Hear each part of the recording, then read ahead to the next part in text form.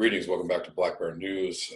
Today I'm going to be doing an interview with Dean following this little preamble or whatever. The connection was bad in the beginning, so I apologize for all the technical difficulties in the beginning of the video, but then it smooths out a lot more. So we kind of talked for about an hour, a little more than an hour. So I hope you enjoy this conversation about trauma, the trauma of climate change news.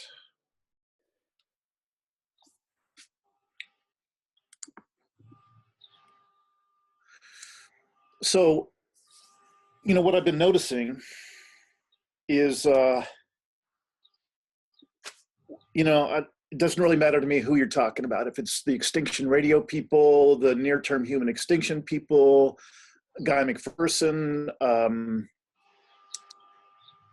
the Nature Bat's last thing that Kevin has taken over from Guy. It could be Hambone or Sandy or yourself. Really the best people are able to do at this point is do what I think you guys do very well. You certainly have been nailing it recently, which is combing through the media sources and finding what's going on, what's actually going on, because it's such a shitstorm of not that, of confusion, of, the dumpster fire that is our politics and so on. Right.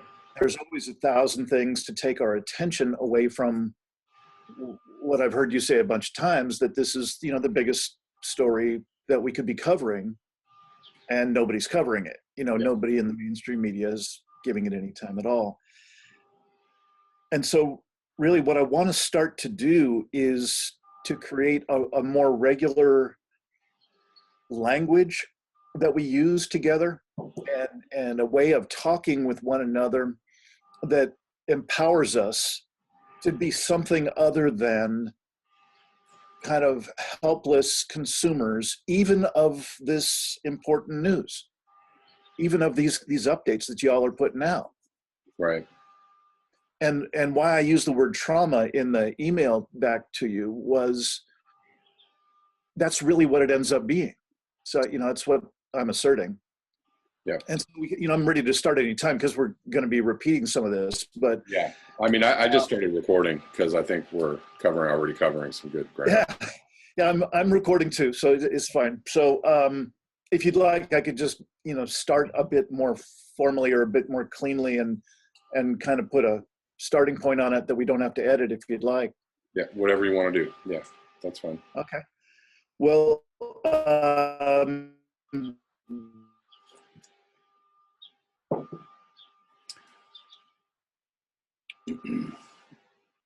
of course, right when you said that, my video kind of everything. Okay, so now I got you back. Yeah, and so did mine. So do you want to start it like just introducing it and take it from there? Oh, sure. Yeah, I wasn't clear whether like I was interviewing you or you are interviewing me, and so we'll just let this be what it is. Talking with Dean Walker today about dealing with the trauma of the news of abrupt climate change, and this kind of a wide umbrella, I guess, of things to deal with, of emotions to deal with. And Dean, I know you do work with Carolyn Baker, and I'm just interested in how exactly do you all go about addressing the trauma interpersonally, and I guess how do you present what it is that you do in order to help people with their struggle with this? Yeah.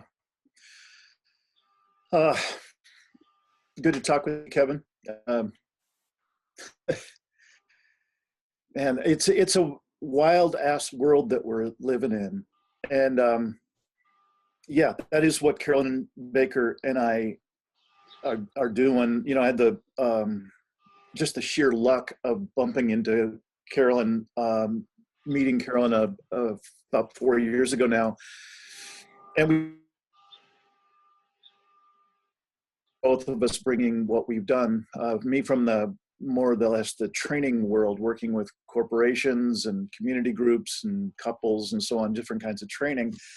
And Carolyn's done more than a dozen, mostly on the topics that we're talking about, which is basically how do we be present and how do we have quality relationships in the face of a predicament-laden world. And why I wanted to get in touch with you, Kevin, is you're one of the few folks doing what you do so well, which is, you know, getting the news out to people of what's really going on behind the mainstream dumpster fire. And you know, you're particularly pointed in these past couple of weeks. You've done a number of shows that really moved me a lot, and you're saying things that others are not saying, and I think it needs to be said. And the kind of thing I'm talking about is not just yet another list of how messed up the world is, and how, you know, this thing about climate change and this thing about species extinction and on down the list. We all know how it goes, and now it's a bit like shooting fish in a barrel. You know, there's Right.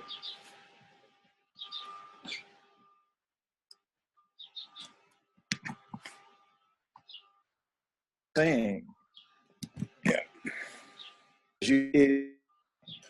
Is Seem to be losing you a bunch, Dean. Hold on 1 second. you've got to really See if I can move out.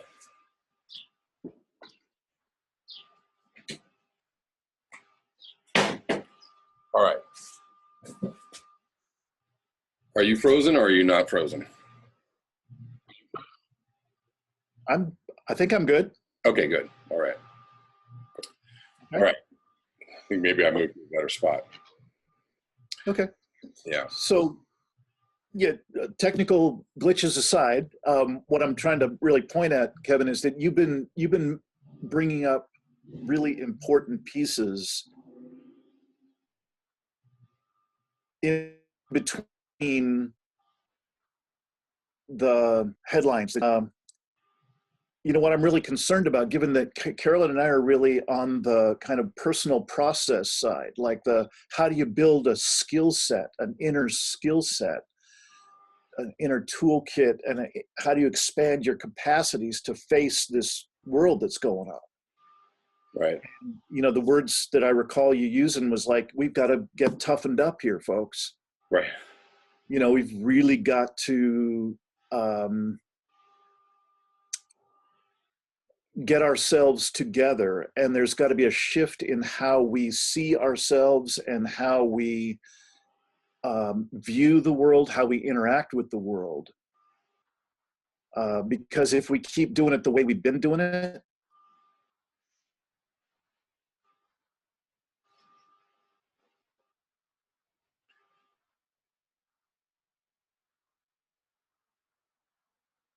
or get hopium going on here. Right. But I am saying that there's a distinct skill set, and there's a way to expand our capacity to be present and to be resilient in the face of large-scale stressors. Right. And it doesn't come from getting wave after wave of the traumatic information that we get in the daily news cycle. Yeah.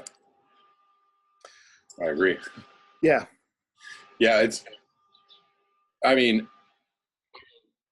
I have the problem with presenting, you know, I run into the problem of presenting this information to people that aren't on the YouTube channel, right? You know, that aren't in the YouTube channel. Like, I can talk about this stuff. It seems like people on YouTube or in the doomosphere want, you know, they want the straight dose of, you know, they want it hard and heavy, and like, don't give me any of this nice stuff, you know, just hit me hard, you know.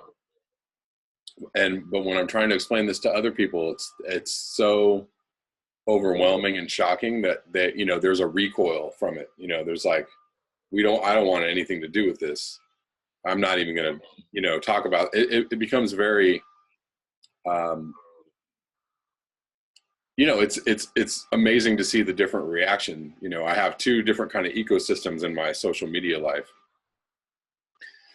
and very rarely do the two meet, but so I'm interested in not just, there are people on my channel that talk about how they feel about this and how it's overwhelming to them, and it's difficult to process, and it's difficult to get up every day and go through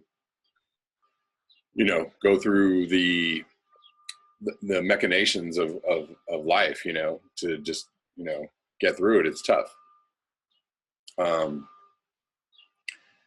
And so, but I'm constantly trying to find a way to present this information and not like, do you want to hurt people with this? Or, it almost feels like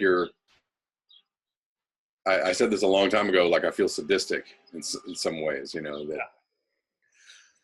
Well, I think for good reason you do.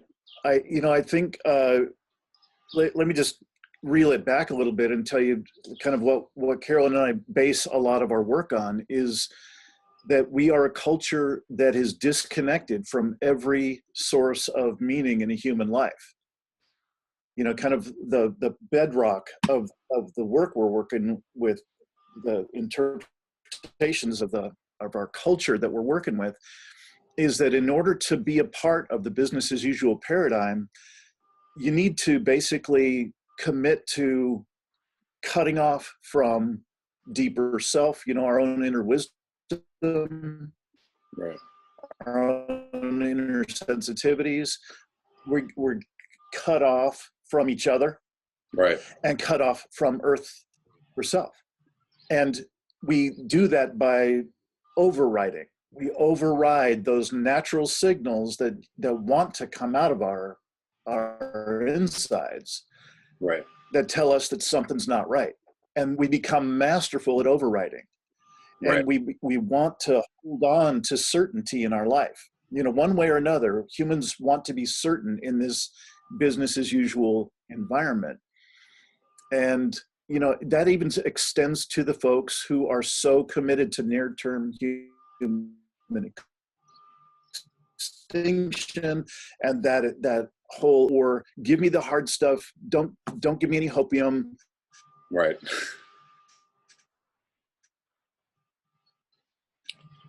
Like that is attempt to be certain. A lot of folks there will say, oh yeah, that I've got it down to a particular date or a certain number of years and so on. Right. And there's this insatiable, it's like getting a fix every day. Tell me how messed up the world is, and tell me that there is no hope. Right. And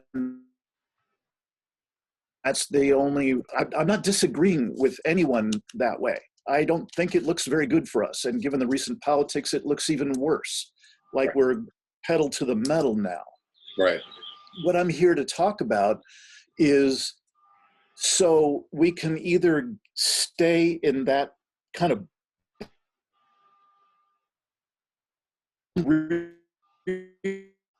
really businesses that got us into this, only now it's carrying the message of how screwed we are. Right. And what I'm saying is we need to get out of that bandwidth.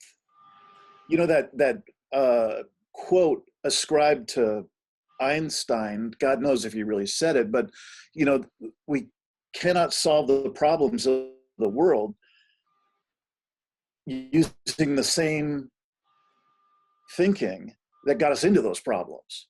Right. And similarly, for us to be locked into a conversation that's constantly pounding on how screwed we are, and there's nothing we can do, there is no more aliveness there than in the full-on denier, business as usual paradigm.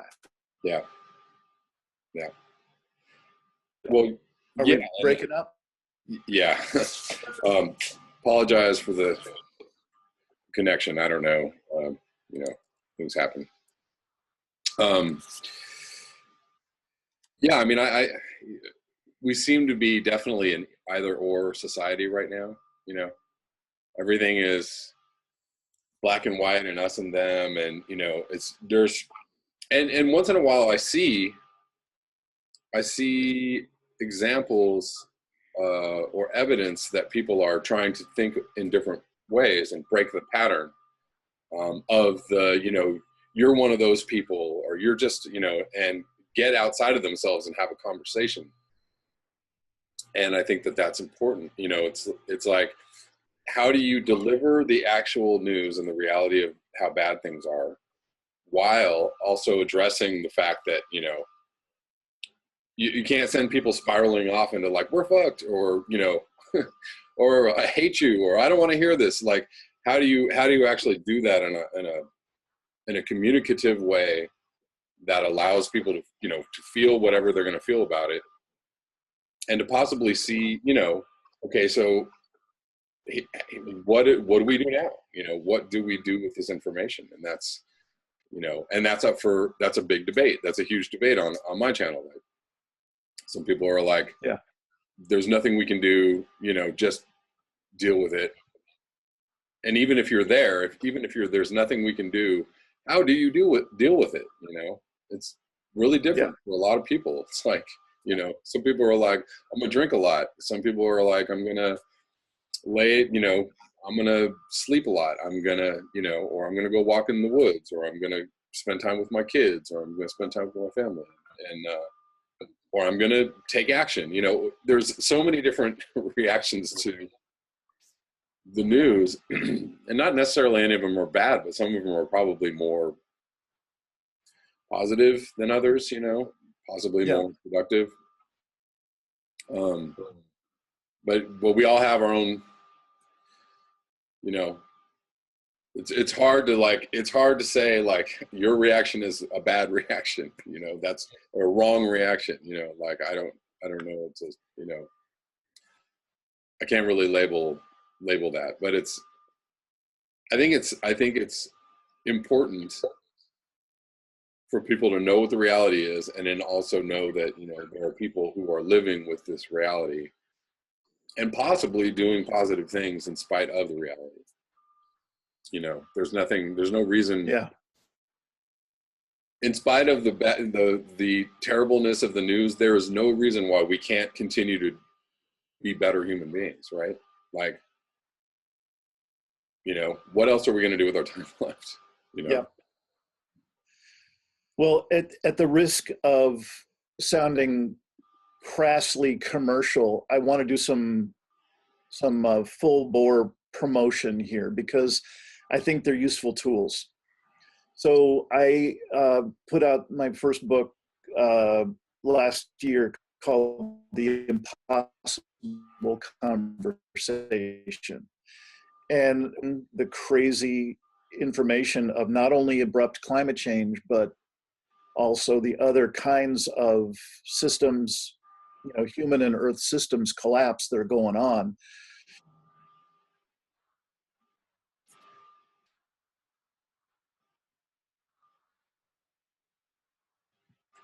Sorry, Dean, you're breaking up a little bit.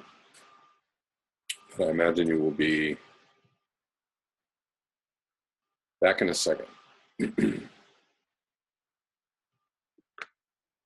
Still there? How are we doing now? How are we doing? You're back. Wow. All right, we got a lousy connection today. Yeah, of course. It's always, you know, when I'm talking to somebody, the connection goes like, yeah. So what I'm trying to do is just share, I wrote a book exactly about this process. Right. Of awakening. Right. Validating the material, you know, to my satisfaction, like, oh my God, this is really happening. And then seeking out, so what can we do about it, and how can we be about it? So that was the book, and that's also the nature of the work that Carolyn and I are doing. Can you give me the name of the book one more time? Yeah, it's The Impossible Conversation, and it's by Dean Walker. And you can get it on Amazon, all that. Right. And I'm putting together a second book now that is far more direct. I don't take 150 pages to lay out all the whys and wherefores and statistics. Right. I just go right to it. Right. And the workbook is exactly like the practices that Carolyn and I are offering, and in both the workshops and online and so on. They're all based on reconnecting with ourselves, Right. reconnecting each other, and reconnecting with the earth. And basically what I'm trying to say is, if people aren't doing some version of that, then they're basically just taking the default road through this predicament. Right. There is no, the expression, there's no cheese down that tunnel. There's no, real benefit to going down that tunnel. It's just the default kind of roll over and play dead. Yeah.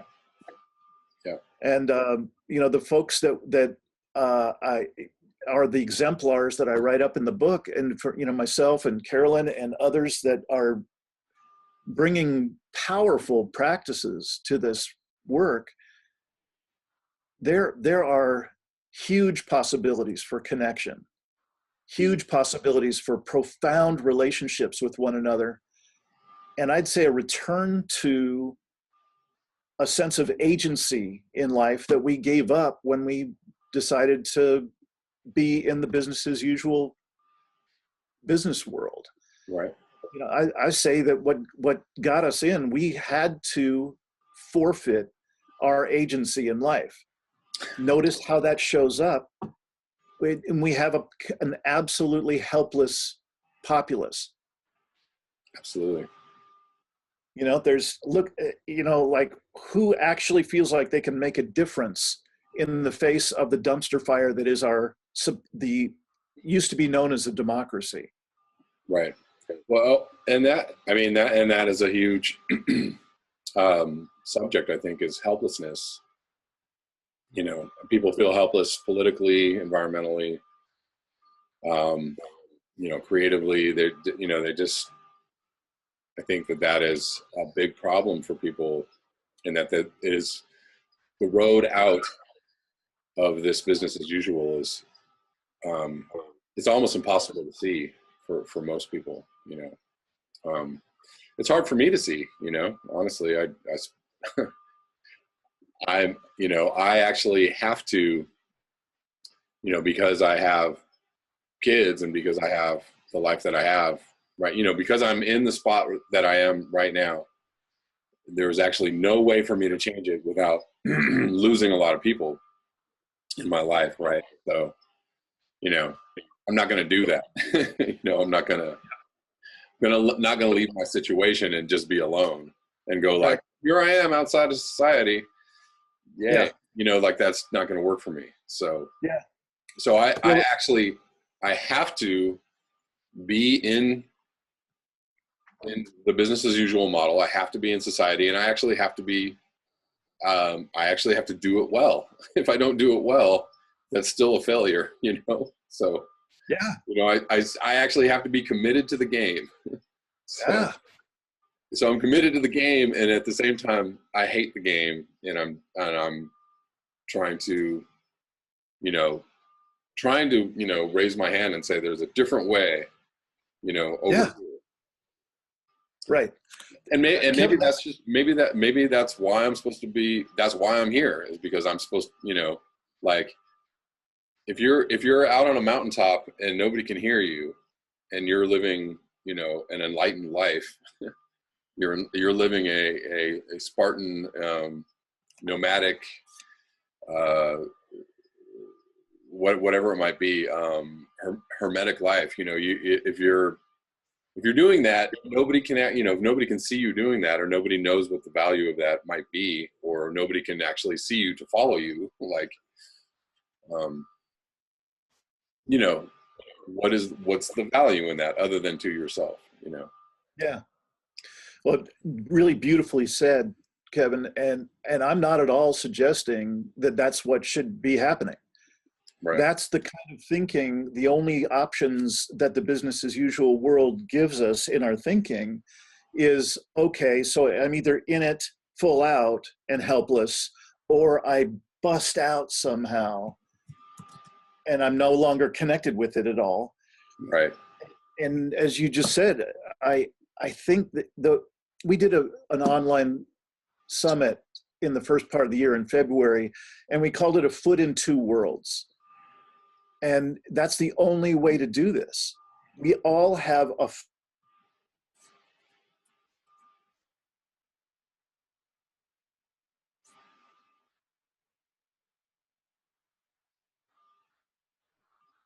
We're almost back.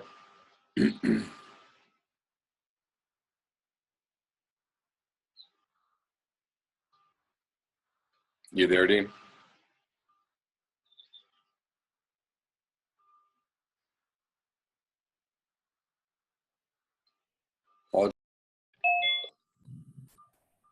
Hey there.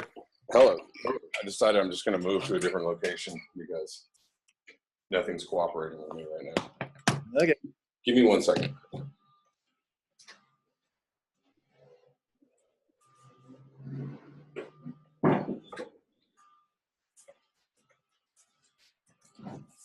Apologies.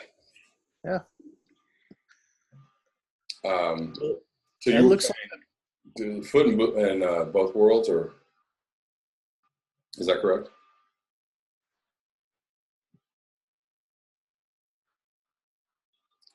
Still there?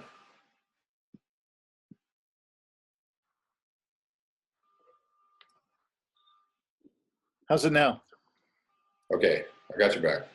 All right. Yeah, I don't know where it's happening. You're in my end. I don't know. But, so you were talking about having a foot in both worlds. Could you?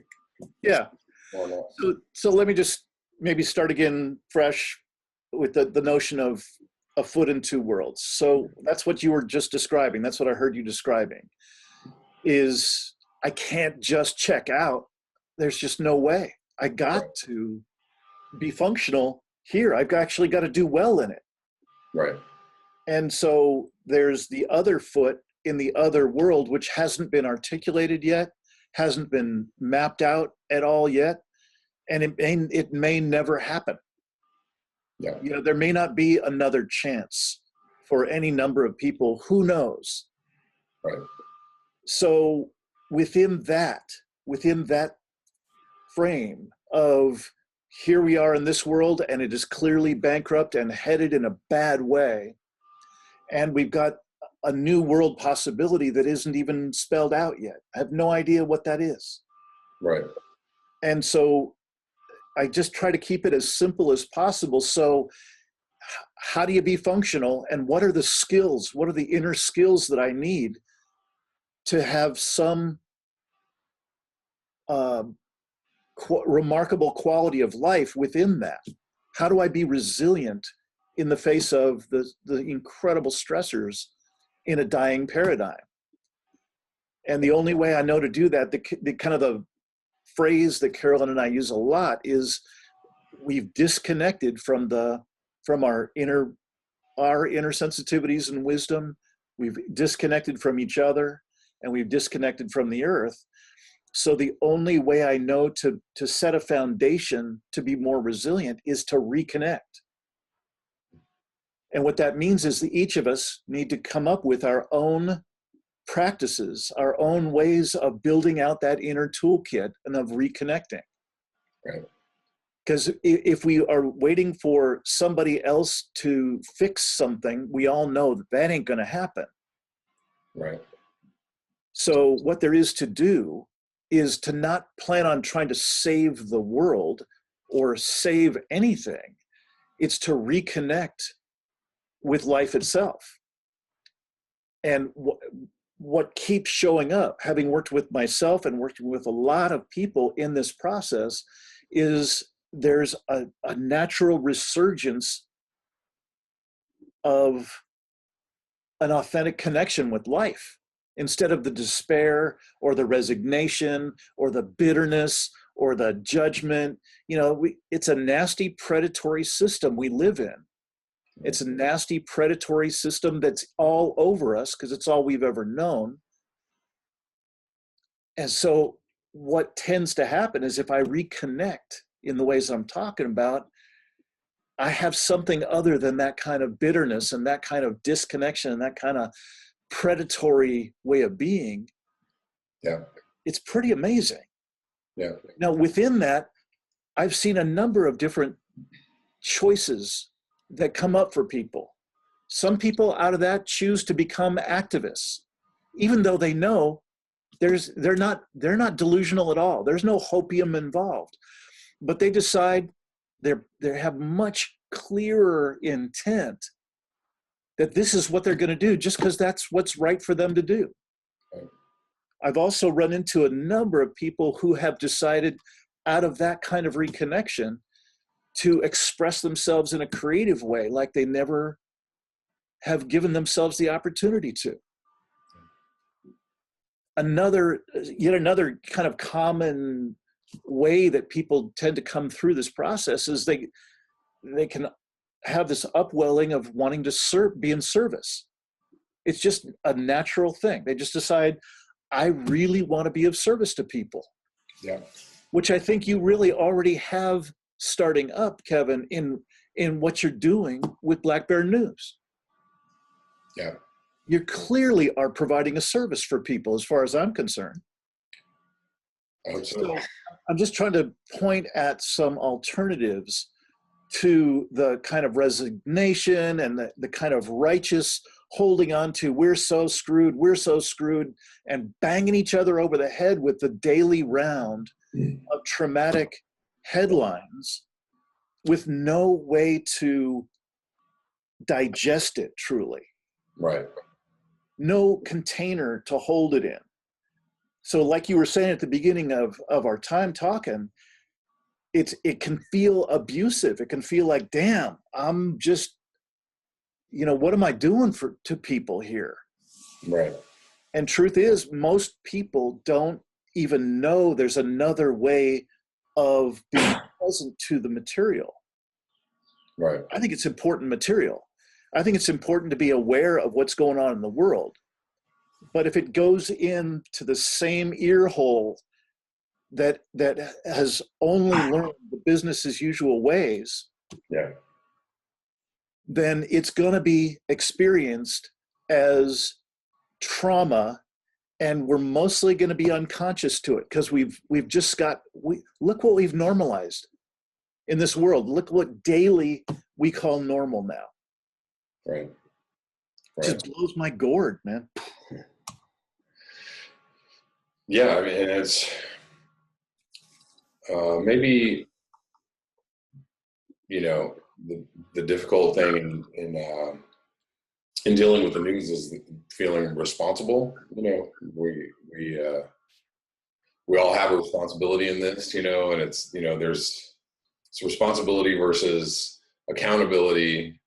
You feel like humans aren't accountable on a lot of levels. That humans like to shirk off responsibility on other people or whatever. It's not me, it's you, it's Mm-hmm. And it's and that can also be difficult too, just feeling responsible, feeling like or finding out who's responsible. That seems to be also a common theme of like humans suck, right? Like look how terrible humans are, and yet I don't find a lot of responsibility, I don't find a lot of accountability in people saying that, like, look how terrible humans are. Am I a terrible human? Am I acting in my highest? Am I doing everything that I possibly could do to help alleviate this situation, or, doing my part to turn the situation around? Yeah. And there's, so there's a lot in that, right? Because if you throw up the argument that there's nothing we can do, then you release yourself from responsibility. And if you, you know, and still giving yourself the ability to point at somebody else and say, look what you're doing, you know, look what we're doing. You know, I don't know. It seems to be one of the huge things that people are dealing with, you know, not just environmentally, but politically too, I think. Yep. You know, I see that in politics all the time too, where it's just, oh my God, oh, they're crazy. Look what they're doing. You know, oh, look what Trump is doing. Look what, you know, look what the left is doing. You know, like there's all this like, ew, you guys are so terrible, but there's no accountability in that. You know, the right isn't accountable for anything that they're doing. You know, it's just finger pointing and blaming and, yeah. You know, and I don't know what the antidote to that is. I don't know, you know, there are a few very, you know, again, there are little tiny sparks of intuition where I see people breaking out of that paradigm and breaking out of that, you know, it's not you, it's not me, it's you, it's, you know, whatever. Mm-hmm. And there's something about humans that we really aren't accountable. We are unaccountable creatures, right? That's how we get away with so much terribleness, right? Because we're unaccountable. We are not, you know, fully looking at ourselves, responsible for our actions, you know. And that's really what it comes down to. And it's hard, you know, that's hard for humans that's a big burden to bear, you know, for anybody. Because if you're responsible for the world falling apart, you know. Yeah. Well, really, you're just saying what I said in a different way. You know, what you've been describing are the symptoms of people who are completely disconnected from every primary source of meaning in a human life, our own inner wisdom, each other, and the earth. There is no accountability in there. There is no responsibility in there. There is just disconnection. And really what fills in there in that disconnection, that by the way, that creates a huge blind spot in the human life. Right. You disconnect like that, we can't see shit. We can't see. And we can't see our own self and what's going on inside of here. We have no real self-awareness. We have no real awareness and no real valuable connection with other people. And we sure as hell don't see the earth. Look at what we're doing to it. And that's literally the most visible example of what I'm describing. Yeah. And so, you know, there's a list of links, Kevin, that I included to you. And so you can include it in the show notes, and I'll do the same thing when I post it. There's a really important, what it seems like is an essential step in this for folks like you and me, where we're in the business as usual paradigm, where live with our neighbors nearby and our family members and the people we work with and so on. One of the most important pieces is just communicating with other people about something that really matters. That one piece as a starting point, you know, like we all need practices eventually. If we're sincere about, you know, moving through this in a powerful way, we each will take on our own practices for reconnecting with self, with others, and with earth. Right. But I could suggest strongly, if you're looking for a place to start, first and foremost, I would look for self-awareness in the way of what's called self-regulation, meaning regulating our inner experience. That's, you know, one thing that mindfulness meditation is so popular these days. Right. Unfortunately, in the context of business as usual, it's almost functionless. Right. For people who are not aware of what's going on in the world and the actual costs of that and so on, right. It's kind of like learning how to do yoga on the Titanic or something. Like, why bother? Right.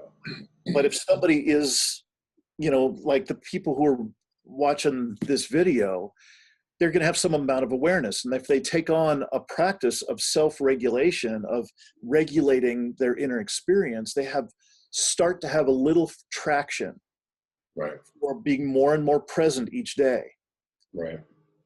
But really what I was trying to get to, and just, like the next most important first step in terms of reconnecting with each other, is discerning, like, can you create any kind of communication, any kind of conversations, hell, I don't know, potlucks, every other week with your own family, with neighbors, with good friends, where you actually talk about stuff that really matters to you. Right. And you might find out that so-and-so and so-and-so, they don't really want to hear about that. They don't want to talk about it. So you don't invite them to the next potluck. Right. And you keep having potlucks till you find some of what is often called find your people. Right. And within finding your people, you don't have to be slamming each other over the head for the entire potluck about the next stack of headlines that are so screwed. You start to talk about, I'm really grieving today about what I just heard about. There are only 75 orcas left on the west coast of the Northern Hemisphere. Yeah. I mean, of the North America, excuse me. Yeah. And that's just not me making shit up. That's real for me. Right. So I would bring that to that sweet little gathering. And then there'd also be a part of that gathering that would be sharing, for you, it must be music. I just hear that that's a big thing for you. Where we share what else really matters to us, news about our family, or news about the creative ventures we're in, or yeah, you get what I'm saying. Yeah. There's a sweetness that wants to be there, and we've lost it because we cut it off. We're a culture, the old expression is, we're a culture that knows the cost of everything and the value of nothing. We don't share what matters most to us anymore. Yeah. We polarize and argue about bullshit. Right. Yeah. So let me just say a little bit more about that list of things that we'll both put in show notes here. I put in my own podcast channel, YouTube channel, which is the Poetry of Predicament podcast. Did that break up? No, I got that. Okay. So the Poetry of Predicament podcast. Carolyn Baker also has the new Lifeboat Hour podcast, and that can be found on her website, carolynbaker.net. Okay. There's also our shared website, livingresilience.net, and right there on the front page of that, people can sign up for, we offer a 1 hour safe circle call, 6 to 7 p.m. Pacific, on the 1st, 3rd, and 5th Tuesdays of every month. It's a free call. It's a Zoom call like this technology. You can call in by phone if you got to. And it's just meant to be a safe place where people can share, like we were just talking about in that imaginary potluck. Yeah. Where they don't have to be guarded in their heart. They don't have to worry about some denier slamming them. Right. And we can talk about what is heavy on our heart. And also, it's amazing how much beauty there is in those calls. How much true depth of relationship shows up in those calls. It's really moving. Yeah. I'd also like to just briefly mention, there's a couple of other links that we'll include. One of them is from a woman named Lise Van Susteren. I've included a link to an interview that I think it was Carolyn. We've tag teamed interview with her, with Lise Van Susteren. She's a remarkable psychiatrist, really involved at the national and international level for how to promote mental health in the face of this huge scale predicament. So there's that interview that you'll find at that link. Right. And then there's also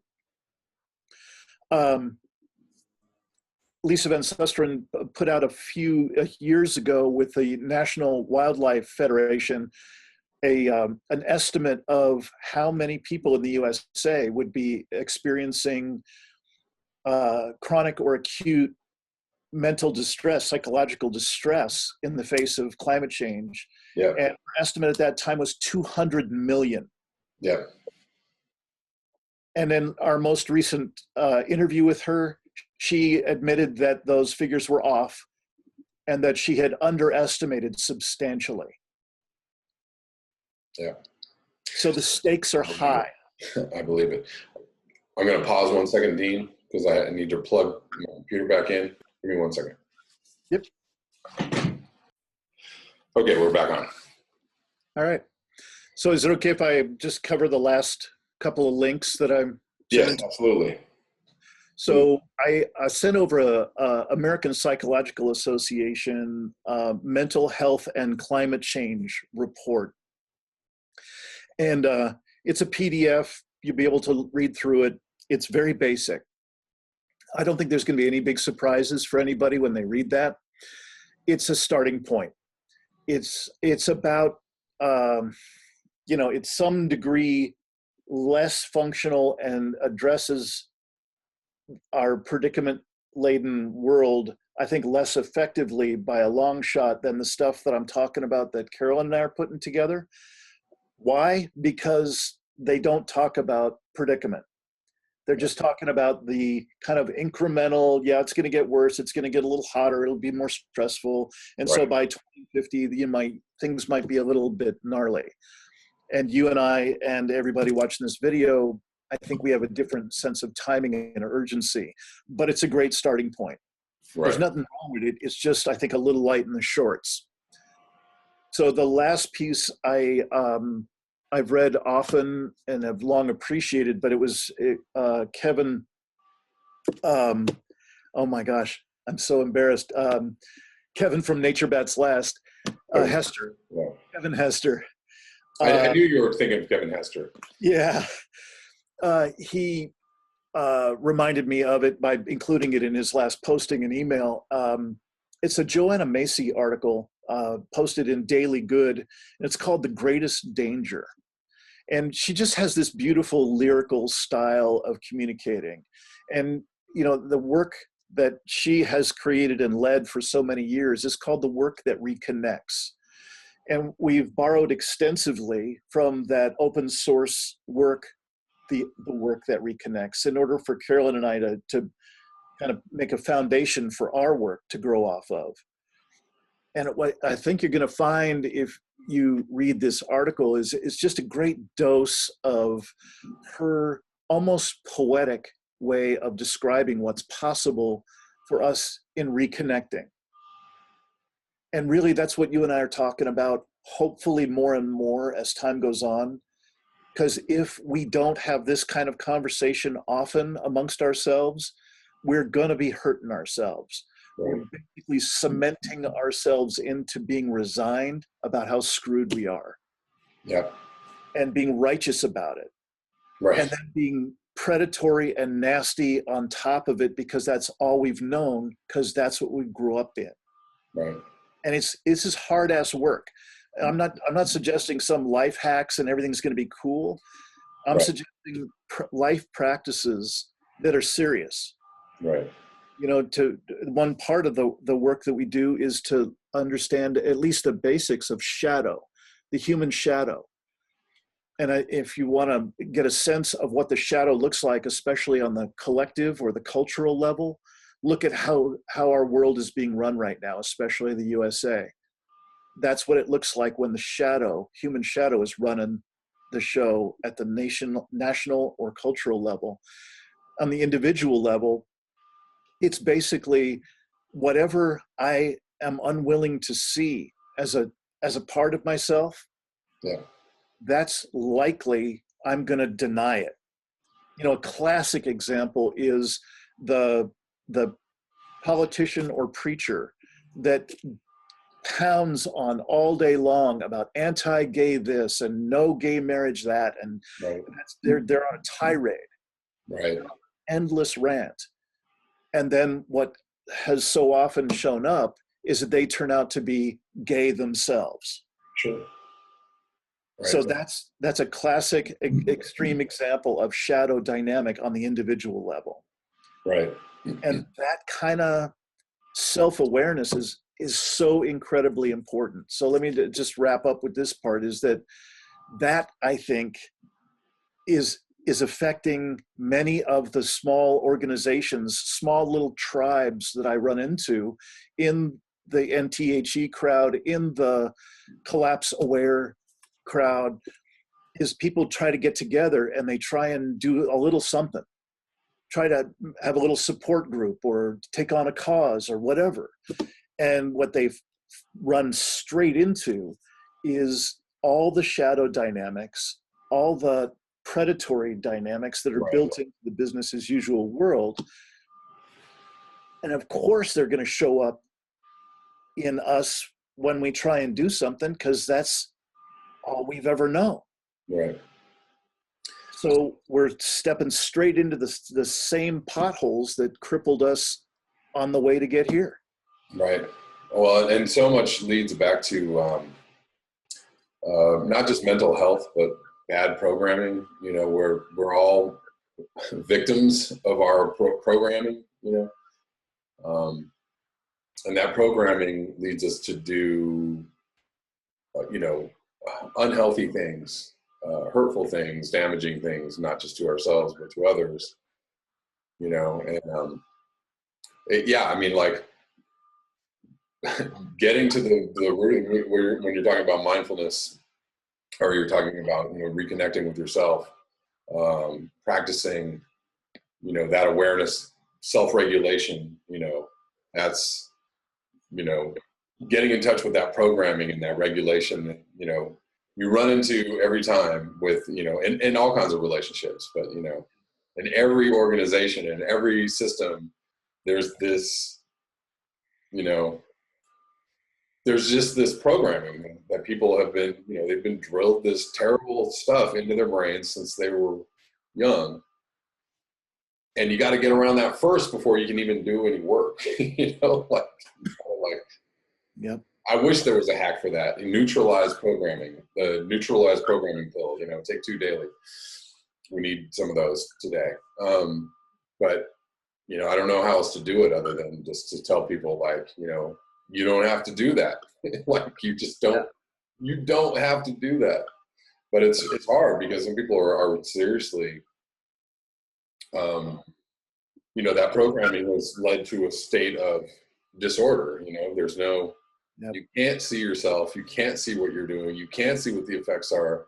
You can't see what the effects of your part in industrial civilization is. I mean, I even see it in, you know, I see it in people who are extremely conscious on the, you know, in the social justice level or on the progressive level. And they understand all of this stuff, but they still can't see their part. You know, they can't see that they're operating out of, like, really toxic programming. You know, it's just like you're really good at identifying that in other people, but, you know, when it comes to you, there's no, so it's like,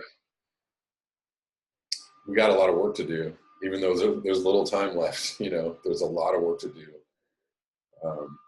And I think the work you're doing is really important and really key. The work that you and Carolyn Baker and everybody who's tackling this issue is tackling it on a level of, you know, it's not just about doom, you know.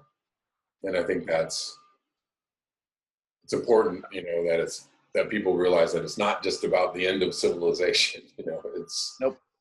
It's about what we've been doing to get there, you know, like. Well, and it's, and Kevin, it's, for me, if that's all there was, I wouldn't be doing it. There's not, you know, if truly the best we could get is just being aware of how screwed we are, then sign, I'm out of here. Right. I'm in Vegas, I'm gonna rack up the cards, forget about it. Right. What I'm trying to point at is this notion of reconnection terms of those primary sources of meaning, the payoff, if you will, the benefits of doing that are hard to overstate. There's this state of grace, and I'm not a religious person, so I hope, it's kind of an encumbered term, this word grace. I've had a lot of really extraordinary conversations with fundamentalist Christian people, because we were able to talk about and share about this experience of grace. They experience it in their world, and I've experienced it my way. And how I got there was through these practices of reconnection. And if I'm doing that with other people, there's this extraordinary, there's no other way to describe it, but there's love present. And there's this deep beauty of being able to reconnect. Like, we just don't know how much we gave away when we disconnected to be a part of the business as usual game. It's kind of sickening, really. Right. And when I'm talking about on these safe circle calls, it's only an hour every other week. But man, when somebody just opens their heart and we all slow down together, it's extraordinary. It's like we are in the same room together. It's on a stupid video call. There is immense possibility of beauty and of grace on the other side of all this stuff that we're so resigned about, and we're so bitter about, and we're so toxically certain of how bad it all is, and it's all about them, and all that stuff. Yeah. And the other side of that is this extraordinary space, but it's pretty hard to describe in life hack, 2-sentence form. Right. Pretty hard. Believe me, though, I've been trying. Like, my that's my new Facebook post style, is like 2 sentences, big letters, and it seems to work. Once in a while, I try and slip in some actual that actually means something. Good, great. Who knows? I'm trying all avenues. It's really up to us to. It really is up to us to communicate better. The communicator of the information. It's, if the student isn't understanding it, it's not the student's fault, right? Yeah. Or if the unaware is not capable of grasping what it is that you're talking about. It is the communicator's responsibility. It is the teacher's responsibility. And we are all responsible for teaching people into a better place. Yeah. So can I pause there with you for a second? Yeah. So